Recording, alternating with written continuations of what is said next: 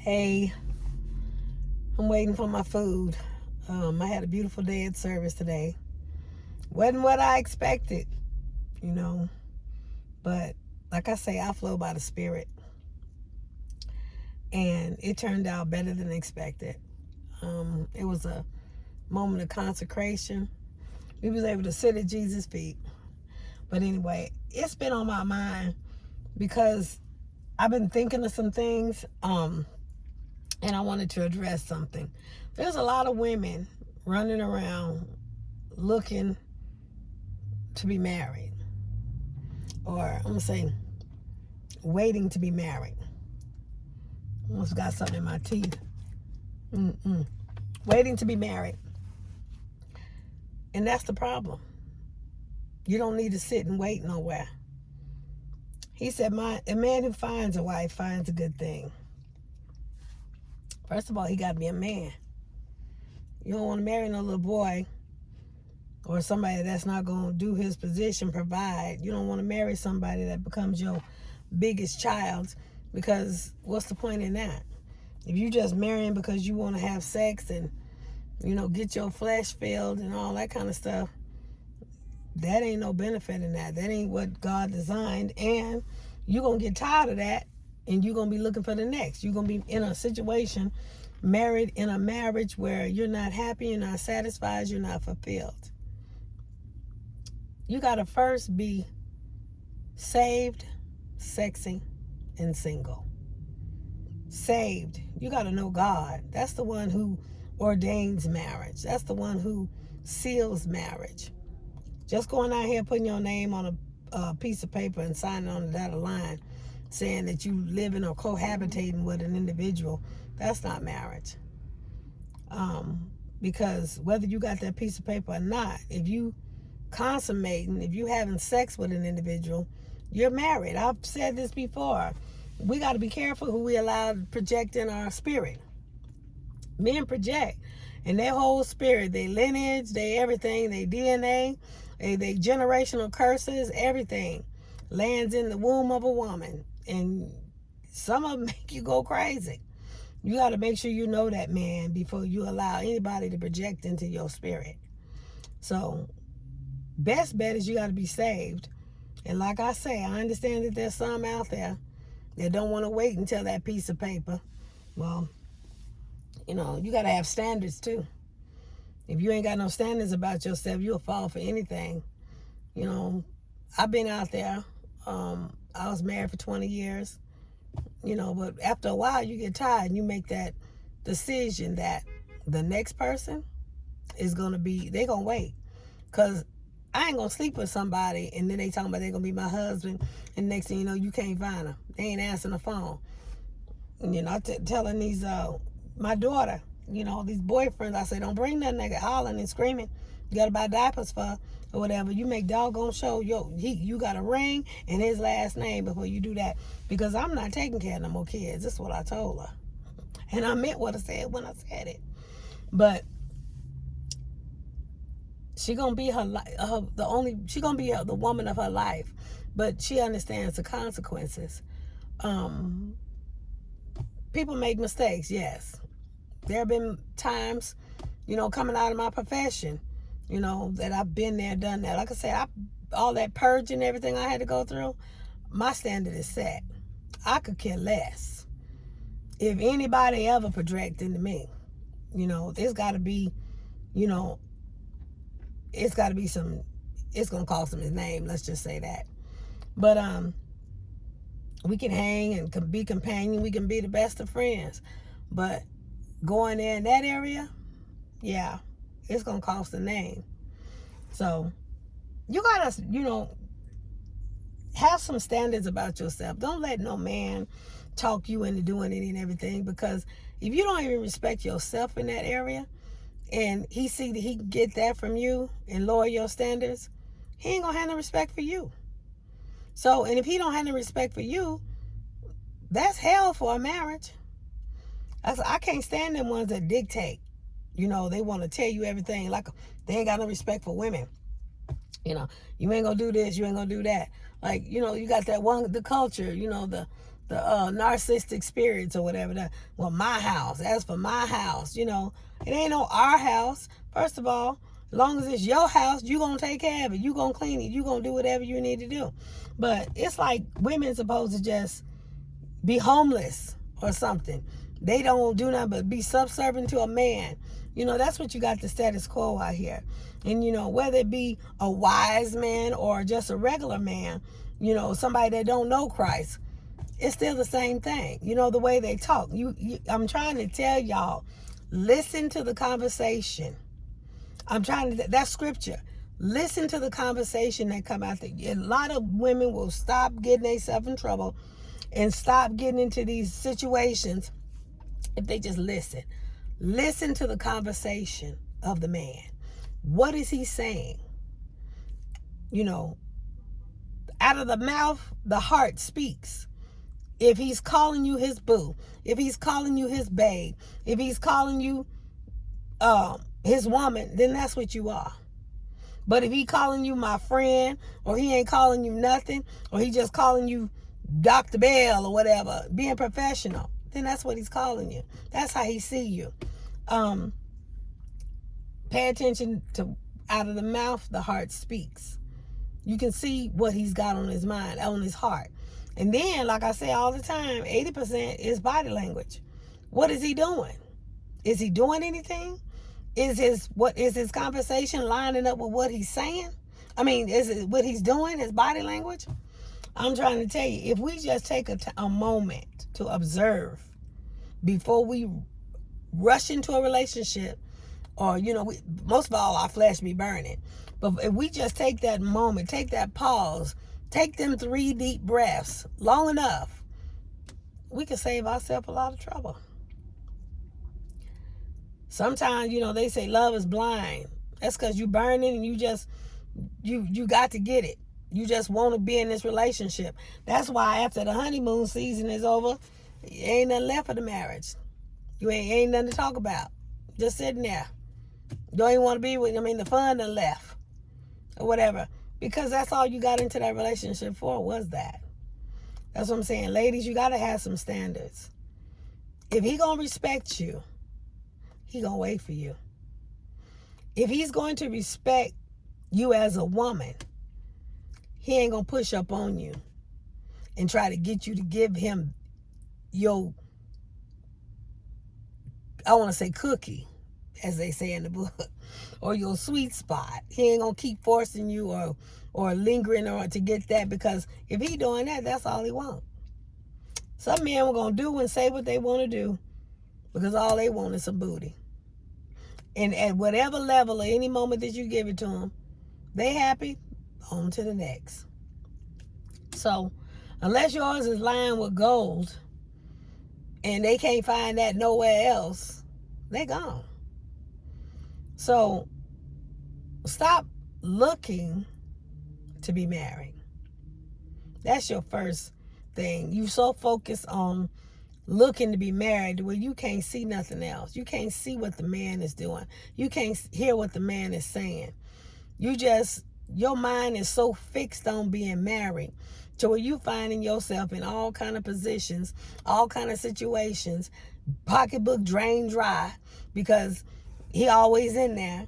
Because you all you focus on is being married. You're going to do the most. You're going to keep doing whatever you need to do to maybe he just going to pop the ring on the finger and he going to take you to the altar and marry you. That ain't how that works. A man ain't going to marry something that he don't respect. And if he's already treating you with disrespect, he ain't going to change just because you signed a piece of paper.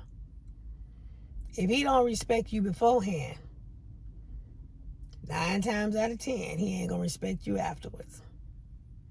So make sure you have the respect of the man to even consider spending time with him, wasting your time. Don't be, 11 years in a parking lot, just thinking, listening to what the man was saying, but wasn't paying no attention to what he was doing or not doing. So after I got my head out of that, and like I said, it wasn't totally all bad, it was beneficial. I came out of Matter of fact, he helped get my head together, talked me out of my my marriage wasn't doing no good, because it wasn't no marriage. My ex-husband was running around out there doing what he was doing. I ain't gonna put all his business out there, but let's just say it wasn't no marriage. He was infidelity and everything else, because all he wanted was somebody to be at home, to watch the kids, take care of the babysit the kids, take care of the kids, and have a pocketbook to go into, because he wasn't working most of the time. And a transportation, get where he wanted to go, come in 2-3 o'clock in the morning, just right before it's time for me to get up and go to work, time enough for me to do what I got to do, so I don't have time to holler and argue and scream with him. I'm gone. He sleep all day. By the time I come home, he up and ready to go again, because he don't want to sit here in my mouth. Been there, done that. So I'm not preaching or teaching or telling you something I don't know. Like I said, long story short, end up living in, I testified today, I was in a Walmart parking lot. My daughter didn't have a roof over her head or an address. Well, she had a roof over her head. It was UMC Hospital. But she didn't have an address to be born to, because I was living off of my husband. He's supposed to provide. I was being the wife to my husband. Like I said, I don't know. I don't care what I do. I might have a condo or a boxable somewhere. Trust no man. None. Especially the ones that's talking about my house. Like, I can't do nothing. It's their house. Well, they gonna clean their house. They gonna take care of their house. I'm not a maid. When you start talking like that, that's slavery. It makes it feel like duty to a woman. A woman don't want to do it. She get in there and do it just because that's her duty. After a while, when she get tired, she get to change them duties. She get to go doing something else. But I'm not saying, you got to know, pay attention, be observant before you get into a relationship. And if you did that, that would cut half of the doggone divorces that's out there. And right now, the statistics say half the people that get married gets a divorce. It don't make no sense. We talk about within 6 months to a year, they at the altar, then they divorce. They didn't research. They didn't listen long enough. And you say, I'm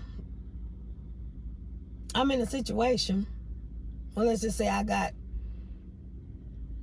a situation going on where some stuff was dropped in my spirit. I wouldn't even, you say, you want to be married or whatever, but it's got to be to somebody. Number one, I ain't going to change my God. And number two, it's got to be something that flow with me. Nowadays you marry people and you give up everything. I mean, they come in, they had that takeover spirit. I don't like that about the type of men, the takeover spirit. They come in and take over everything. My church, my everything, my car, I want to drive my Cadillac, that kind of thing. The takeover spirit.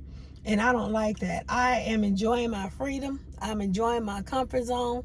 I am enjoying being spoiled, because God, like I said earlier today, and I say all the time, God is the best husband I ever had, because I ain't got to sit there and combat or fight with nobody.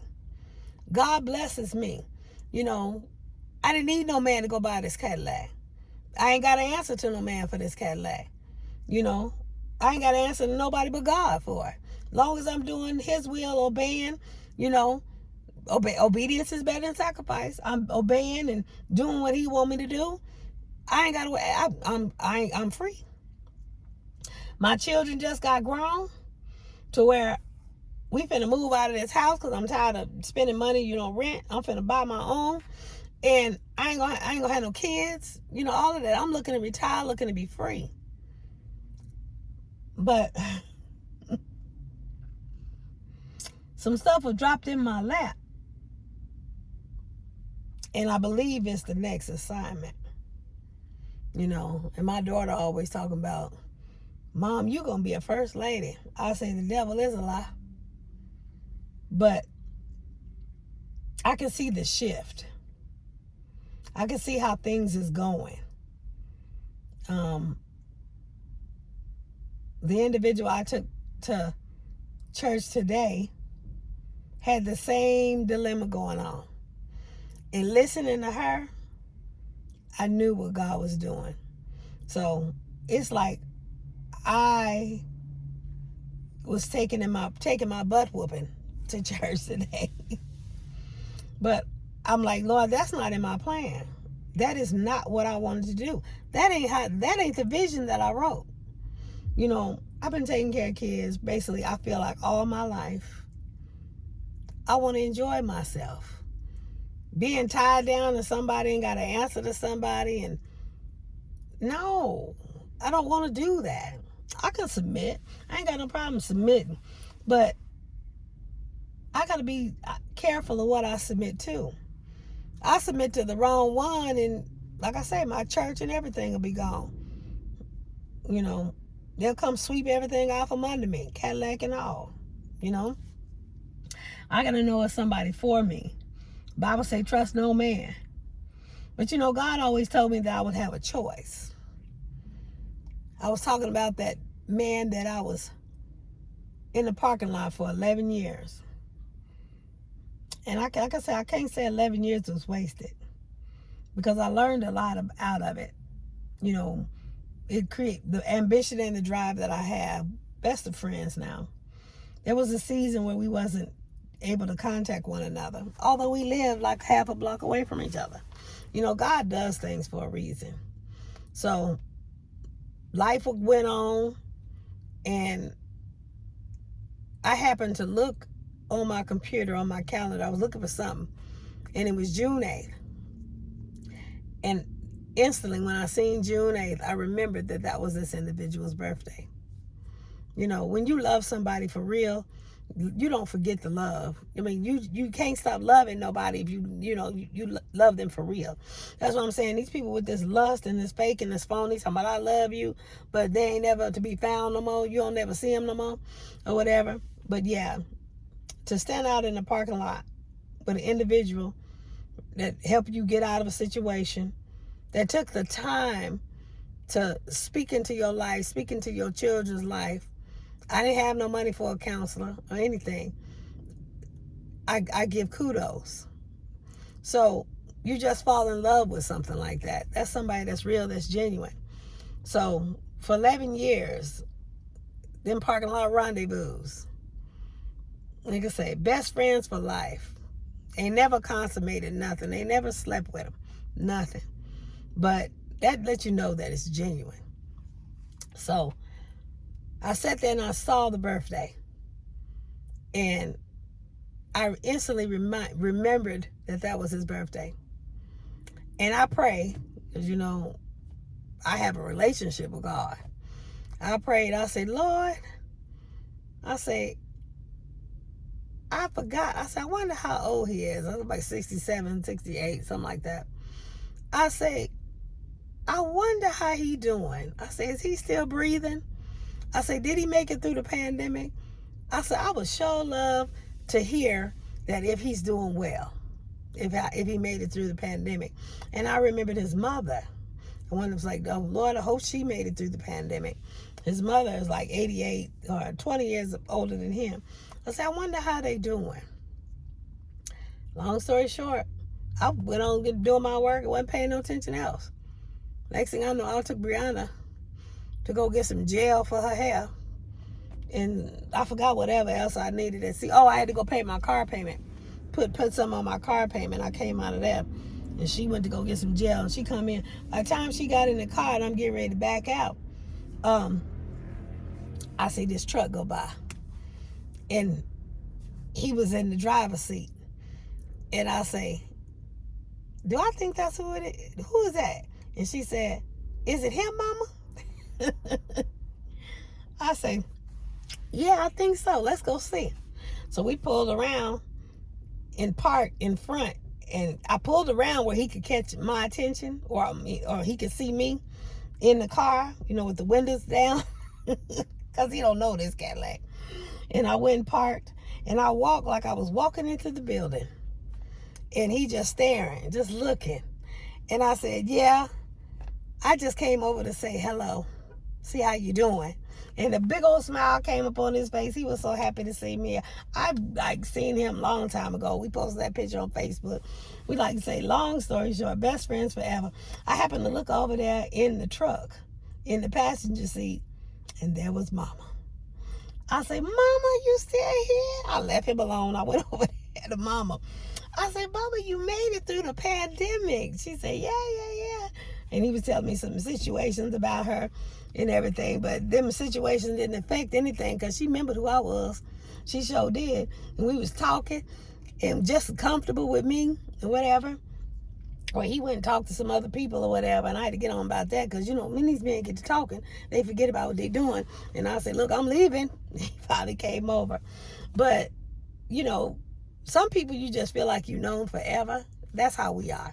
You know, best friends for life. But I always had his back. He had my back. But when you pray, you know, you got to expect. You know, don't pray amiss. So I'm glad God blessed me with that. I mean, what, 24 hours, about that, less than 24 hours later, you know. And I was thinking about that too. I say, that power in my mouth like that. And I was talking to a lady today, and she has the same power. And she said, I ain't even got to say nothing. All I got to do is think a thing. And I thought about it. I was like, yeah, I've done that too. So I got to start sitting down and use that to my advantage. So I decided I'm going to start doing that. Probably go back to journaling so I can keep back up with it. But long story short, with that was a choice. You know, I was saying the other day on the other video, you know, you don't sit around and wait on nobody. You know, especially if a man is married, and you don't wait for him to come out of his situation, because you just be wasting your life. What if he never come out of his situation? So, like I said, long story short, was caught between two opinions. You know, it was amazing that, you know, he seen the Cadillac, and he seen, you know, I don't really normally dress up. I just had my summer dress on because I was dressed for somebody else. I thought that somebody else was supposed to come on the plane, and I didn't know whether I was going to have to go pick him up or whatever. So I was dressed to look nice, be decent. So I actually had clothes on for once. And normally I'm running around in my house dressed comfortable. But I was dressed to go meet somebody in the event. Never did say nothing. You know, text, take forever to text back. Call, take forever to call back. I get tired of that after a while. You know, I can go do something. You know, my time is valuable. I ain't got time to sit around, wait on no phone or wait on no text message. I ain't got time. I'll keep going. That way, sometime when you get the doggone, you text me or call me, you don't get no dials, or you get the voicemail. Because I ain't got time to sit around and wait. You know, my life is just as valuable. I got things to do too. You know, I'm a preacher too. I'm going to do what I need to do. So, you get tired of waiting. Waiting is a disease. You know, sitting around waiting. I've been through waiting on men so much in my life to where I ain't got no patience for it. None. Period. None. So, if they call, they call. If they don't, they don't. You know, I may see a voicemail or a text message or whatever. I'm like, I'll respond back or whatever. But other than that, But anyway, like I said, wasn't no coincidence that I was able to see that individual at the same time another one was dropping some stuff in my spirit. You know, I get to pick and choose my battles. And I was in the Garden of Gethsemane because I was like, Lord, I'm trying to retire. I ain't trying to do all this. What I want to do this for? That's too much work. That sounds like work. But I was sitting there talking to Prophetess. And she was telling me her story and the situation where she had been in. And she was telling me exactly what God was doing in her life. And God was giving me the answers, the nuggets right then and there.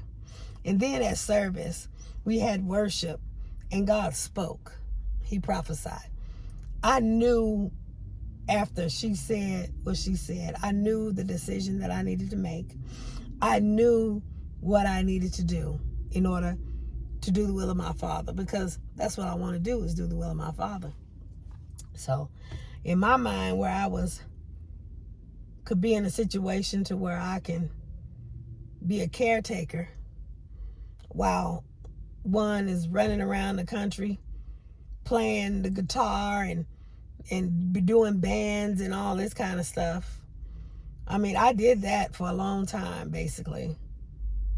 For 11 long years, listening, thinking that one day, maybe, but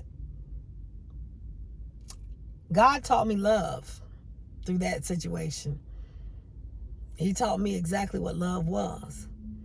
So I loved until there wasn't no reason to love no more, because wasn't nobody even showing up no more. We wasn't in the parking lot. We barely even seen each other. So I made a decision to go on and do me.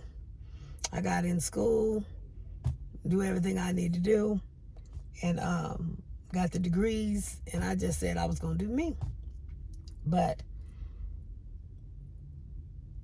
because he was intricate part of my children's life, and because my children loved him, they still love him to life today too. But they also seen the hurt and the pain that their mama went through. And he always talking good on me. He was telling Brianna the other day, talking about your mom been through a lot. She's a single mom. She doing for her. She taking care of you, got you together, and she got her own Cadillac, and she got her own degrees. He always pumping me up, talking about, he's a man that told me I expect greatness out of you. And ever since then, that's the journey I've been on. That's the drive I was on, was to show him greatness. Not just so much because you get him back by showing, I can show you better than I can tell you, but because he said, I expect greatness from you. And that resonated in my spirit. And from that moment on, I was running. There's a few other men that say, I expect greatness from you, or I see greatness in you. Sometimes people can see in you what you don't see in yourself. Me, because I wasn't looking. I'm ready to retire. I'm ready to just do me. But I'm thankful for that meeting. Everybody's doing okay. Mama's still doing good or whatever. Best of friends still. But he was shocked that I was a counselor. And I was doing the same thing that we was doing 11 years in the parking lot. He was counseling me. Now I'm counseling everybody else. I was counseling him. And he in the same situation. And I say, well, hit another one with insecurity or whatever. But this other individual, 1 minute is one thing, the next minute is something else. It was always mixed signals. And I don't have no patience. Either you ain't gonna play no mind games with me. Either you're gonna do or you don't. I don't know if you just trying to get the pastor so you can be over the church or what, that kind of thing, But I listen to action. I do. But that's one thing I want to say. Stop wasting your time with these men. Just what they say. When a man says that he's coming home, you can hear it in his voice over the phone. You can see it in his demeanor. Stop just listening to what these men say. Because after they get there, they get what they want. And 72 hours later, they got that release and they going on about their business. That's what I'm saying. Raise your standards. Make sure that your name is changed. And then you won't have to worry about it. That cuts out a lot of that stuff. You ain't got to look for them. Normally, well, at least you ain't got too far to look for them because you have the same last name. And then if he take off and run off, you get half. Let's just say, make sure he got something to give too. If he ain't got nothing, I wouldn't marry him either. But I would just say, it's got to seriously be love with that. Don't marry nobody that you got everything and they just coming to live off you. That's not Bible. That's not scripture. Scripture is the man provides. Yeah, they say, well, it can't be two heads. Trust and believe. No, it can't be two heads, but I'm not gonna sit there and just act like I don't know nothing that God gave me. That I'm gonna close my mouth. I'm gonna be stupid. Blonde is it's just a wig. It ain't the natural. I'm not gonna just be, stupid and not do what I need to do. I'm gonna let him do whatever he gonna do. I ain't never gonna disrespect him in front of nobody, but I'm gonna tell him about himself if I need to.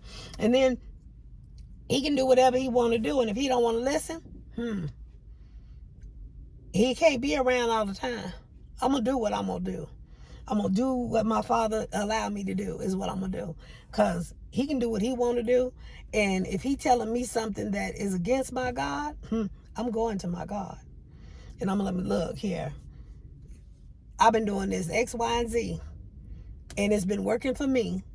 I'm not going to sit up here and do this. And I know this ain't going to work because I've been in this a lot longer than he has.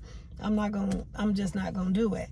You can't tame one that's, been out here chasing a bag for herself. That we got to come out of there trying to tame people, trying to change people. We got to accept people as they are.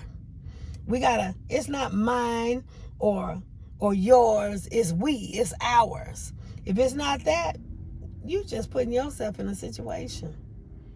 I'm trying to tell you, if I get in a situation like that, trust and believe, if I don't have a condo somewhere, I'm going to have me a boxable.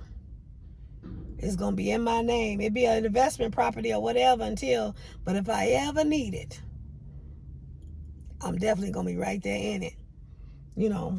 I'm just going to move into it. I ain't going to get no divorce because I'm not doing that no more. I just be doing what I'm going to do. But no, I'm going to move into it. And I'm going to look at him and say, well, I don't know what you going to do. But I told you and you didn't listen. But anyway, I just refuse to be in a situation where I allow a man to put me in a situation where I'm homeless. I just refuse. My God has done. He cares for me. He provides for me. And I don't trust no man to provide for me. I really don't. God's working on me with that. But can't no man provide for me like God has anyway. Can't no man keep me like God has. That's why I'm comfortable. I'm content. Yeah, I understand I'm supposed to be a helpmate. I understand that men, need help or whatever, that we supposed to be. He sent them out by twos. I understand, two are better than one. I understand all that. But I'm just not going to put myself in a position to where I'm leaning and depending on no man. We can have all we got. But trust and believe, I'm going to have something off to the side. Because I'm not going to put myself in that position no more. I'm just not. But between the two, I made up my mind.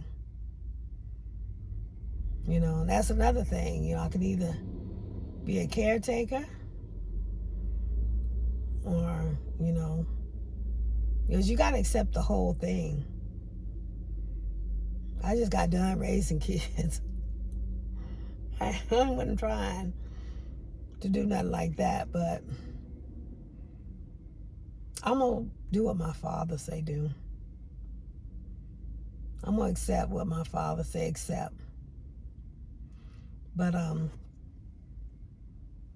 obedience is better than sacrifice. But love begins in the morning. I was talking about that today. Love begins in the morning. And if that man don't begin in the morning making you feel loved, by the end of the day and throughout the day, you're going to feel like a slave.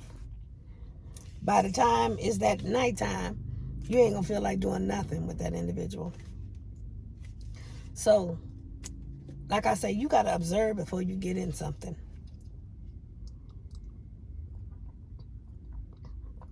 Do your research.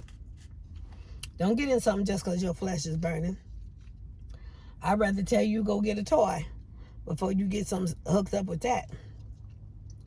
But make sure that man loves you. Make sure it's a we.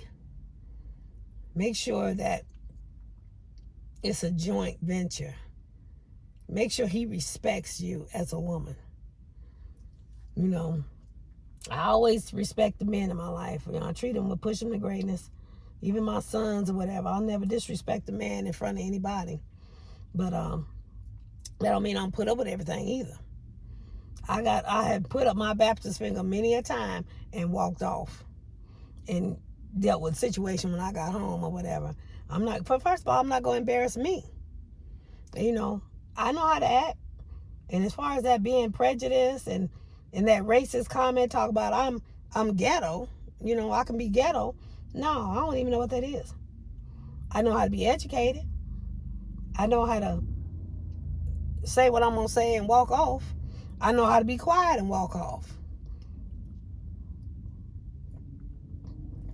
But what I'm saying is when you have something on your mind, God will drop what you need in your midst. And like I said, I was going through a lot this week.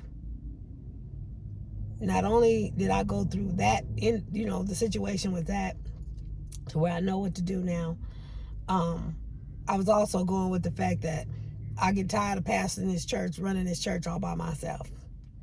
So being sexy, single, and saved, sexy, and single, you got to make decisions. You got to be able to do some decisions.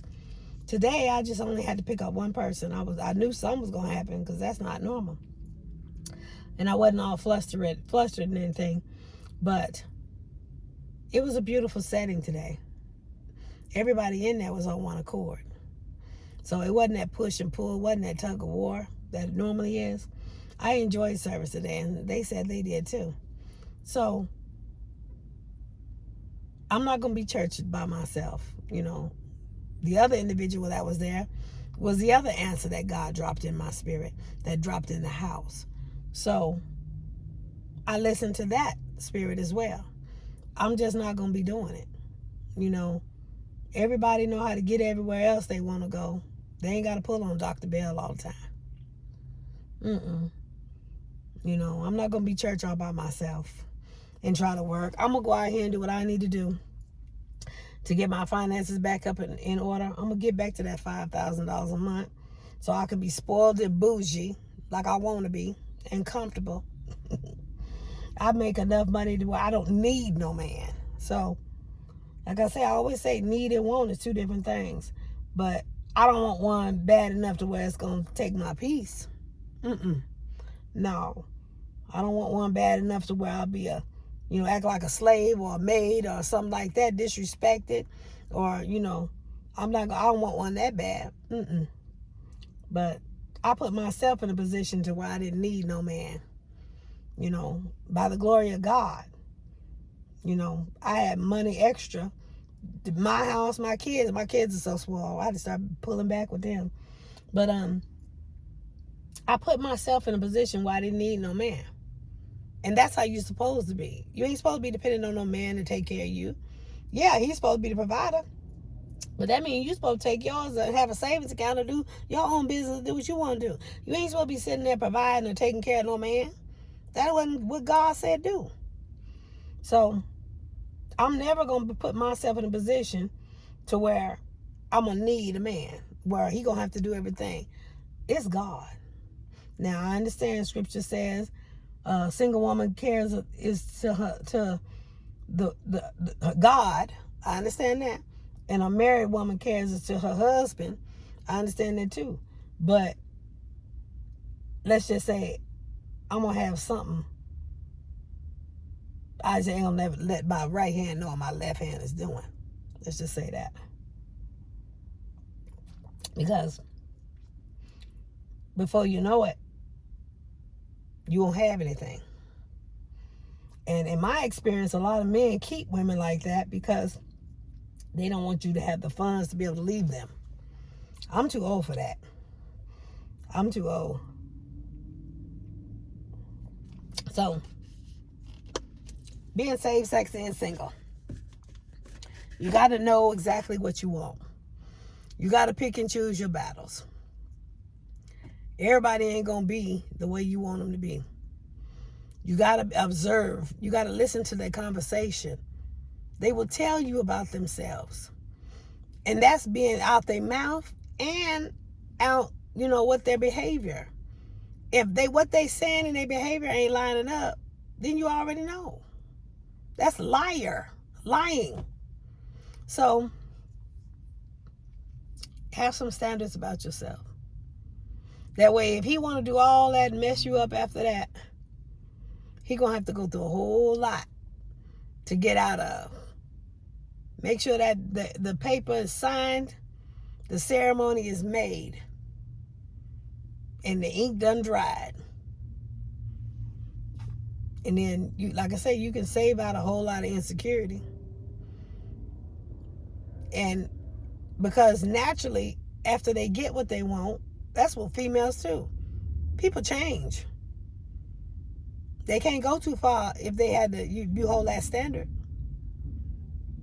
So, I'm going to get off of here. I'm going to get to the house. Get my food. But pick and choose your battles. Just because somebody come whisper sweet nothings in your ear, take time to observe.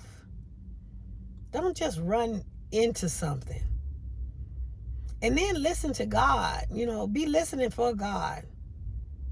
Because God, I'm sure he's telling you, look, that ain't me. That ain't the right one. He tells you stuff.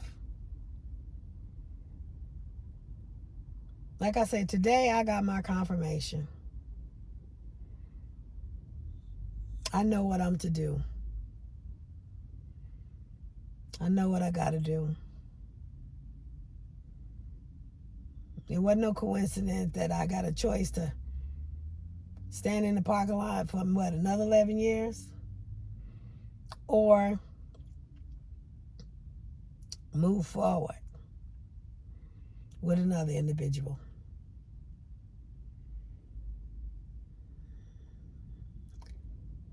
That's the next assignment. And I know it's God. It's on time, because by the end of this year, these kids going to be in their own space, because I'm not signing another lease. So therefore, God is freeing up my time to do what he want me to do. I'm saying freeing up for ministry. I wasn't thinking that type of ministry. But anyway.